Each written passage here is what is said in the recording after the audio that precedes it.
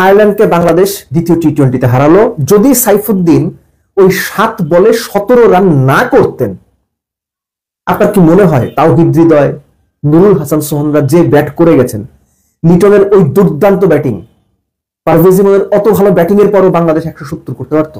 আমার তো মনে হয় না ভাই। আপনি খেয়াল করে দেখেন যে তাওহিদ হৃদয়রা একটা ভালো ইনিংস খেলে প্রেস কনফারেন্সে এসে যেভাবে আস্ফালন করে, দেখে মনে হয় বিশ্বকাপ জিতে ফেলছে। কি বড় বড় কথা, কাজের সময় কাপড় নষ্ট করে ফেলে। এনিওয়েজ, বাংলাদেশ তাও জিতছে। এক্সপেক্ট করবো থার্ড ম্যাচ জিতেও সিরিজটা নিজেদের কাছে রেখে দেবে। আয়ারল্যান্ডের বিপক্ষে দ্বিতীয় টি-20 170 চেস, এই কৃতিত্বটা বাংলাদেশের বোলারদের। হতেও পারতো বাংলাদেশের 190 চেস করতে হইতো। ফার্স্ট ব্যাটিং এর কথা বলি, তানজিদ তামিম ভাই, এত তারা কিসের? রান আউটটা হইতে হইল, দরকার ছিল? আপনি নিজেই জানেন দরকার ছিল না। পারভেজ ইমন শুরু থেকে শেষ যতক্ষণ উইকেটে ছিলেন, রানের প্রেসার কি জিনিস তিনি তার পার্টনারকে বুঝতে দেন নাই, তার কাছ থেকে এইটাই এক্সপেক্টেড। কিন্তু আমার প্রশ্ন হচ্ছে, যখন আপনি প্রপার ক্রিকেটিং শট, ভালো শট খেলে রান করতে পারছেন, 28 বলে 43, 5টা 4, 2টো 6, কেন আপনার ভাই একটু পর পর ঘুরে ফিরে সুইপ, রিভার্স সুইপ খেলতে হবে? এই সাইন্সটা আমি আজ পর্যন্ত বুঝিনি। লিটন দাস, একটা টাওয়েলের আত্মকাহিনী আপনি চাইলে লিখে দিতে পারেন। লিটনের ওই ক্যাচ যদি হয়ে যেত, লিটনের রান তখন করো 30-32। শুধুমাত্র টাওয়েলটা, ক্যাচ ধরা ফিল্ডারের পেছনে রাখা টাওয়েলটা বাউন্ডারি লাইন কাজ করেছিল বলে 6 হলো, আউট হলেন না লিটন। এবং লিটন এই যে 37 বলে 57 রানের ব্লিস্টারিং একটা ইনিংস খেললেন, ওই ইনিংসটাই বাংলাদেশকে জেতার টোনটা সেট করে দিয়েছিল। তার সঙ্গে সাইফের কত 31 না 32 বলে 52 পার্টনারশিপ। লিটনের ইনিংস প্রায় 7-8 ইনিংস পর 50 পেলেন। সত্যিকার অর্থে ব্যাটিং পয়েন্ট অফ ভিউ থেকে সত্যিকার অর্থে একটা ইম্প্যাক্ট নক। লিটন যখন আউট হলেন তখন বাংলাদেশের কত 30-33 রান বোধ হয় দরকার 30 বলে, তার 3 বল পরে সাইফ আউট হলেন, হৃদয় আর সোহান উইকেটে। ভাই রে ভাই, দুইজন যে ব্যাট করলো, বিশ্বাস করেন আমি একটা পর্যায়ে মনে করতেছিলাম হৃদয় আর সোহান উইকেটে থাকা অবস্থায় বাংলাদেশ ম্যাচটা হেরেও যেতে পারে। আমি জানি না আপনি কি মনে করতেছিলেন, আমার এটা মনে হয়েছে। আমি সিরিয়াসলি ওরিড ছিলাম। এবং এই ওরিডটা আরো বাড়ছে যখন সোহান চপকিন করলো, ব্যাটে লাগা উইকেটে লাগলো। তার আগে তাওহিদ হৃদয় রান আউট হলো ডিরেক্ট থ্রোতে। সাইফুদ্দিন মান বাঁচাই দিছে, খুব বাজে বল করছে সাইফুদ্দিন, কিন্তু শেষ মুহূর্তে 7 বলে 17, 2টা 4, 1টা বোধহয় 6, ম্যাচ জেতানোর জন্য ওইটুকু যথেষ্ট ছিল। কাম ডাউন টু বোলিং, বোলারদের কৃতিত্ব।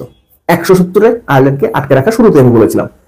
আয়ারল্যান্ড প্রথম 6 ওভারে পাওয়ার পেতে 75 রান তুলছে, 75 তুলছে প্রথম 6 ওভারে। এবং ওই সময়ের মধ্যে তারা 7টা 4, 4টা ছক্কা মেরেছে। আর পরের বাকি অংশে 14 ওভারের মধ্যে তারা 6টা 4, 1টা ছক্কা মেরেছে। এবং একটা ছক্কা লাস্ট ওভারে গিয়ে। কৃতিত্ব প্রাইমারিলি দেব আমি শেখ মাহিদিকে।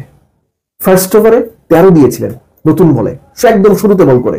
তারপরে 7, 9, 11 টানা 3 ওভার যে করলেন না, এর মধ্যে 1 ওভারে ডাবল উইকেট, লাস্ট ওভারে গিয়ে আরেক উইকেট, 4 ওভার 25 রান, 3 উইকেট।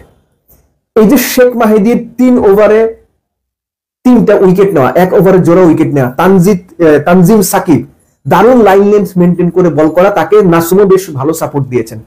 যে টিম প্রথম 6 ওভারে 75 তুলে ফেলেছিল, পরের 14 ওভারে তারা মোটে 95 তুললো। অর্থাৎ সহজ করে বলের হিসেবে যদি বলেন, 36 বলে 75 করলো আয়ারল্যান্ড 1 উইকেটে। সেই আয়ারল্যান্ড পরের 84 বলে করলো 95। এই ক্রেডিট বাংলাদেশের বোলারদের। লিটনের ক্যাপ্টেন্সির তো অবশ্যই।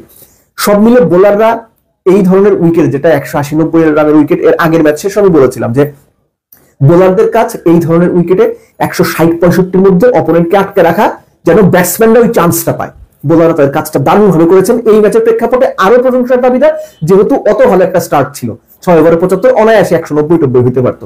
এনিওয়েজ, বাংলাদেশ ম্যাচটা জিতছে। কিন্তু ওই যে মিডল অর্ডারের বাজে অভ্যাস, ভাই এই মিডল অর্ডার নিয়ে আপনি কিন্তু ধুকতেছেন।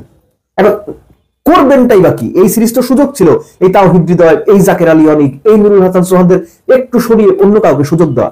আপনারা তো সুযোগটা নিলেন না, তাদের উপরে ভরসা রাখলেন। একজন 50-83 রানের একটা ভালো ইনিংস, নিঃসন্দেহে এসে প্রেস কনফারেন্সে তাওহিদ হৃদয়রা বলে যান, এমন ভাবে কথা বলে যান, উনি বিরাট কোহলি হয়ে গেছেন, উনি এবিডি ভিলিয়ার্স হয়ে গেছেন। এদের কাছে আসলে কিছু বলার নাই।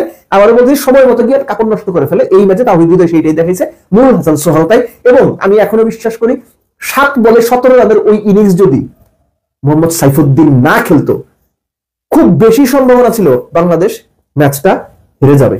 অত ভালো স্টার্ট কিংবা অত ভালো একটা শেপের পরও শেষ 30 বলে 33 রান হাতে 6 উইকেট থাকার পরও মনে হচ্ছিল বাংলাদেশ ম্যাচটা হেরে যাবে, অনলি ক্রেডিট গোস টু বাংলাদেশের জঘন্য মিডল অর্ডার।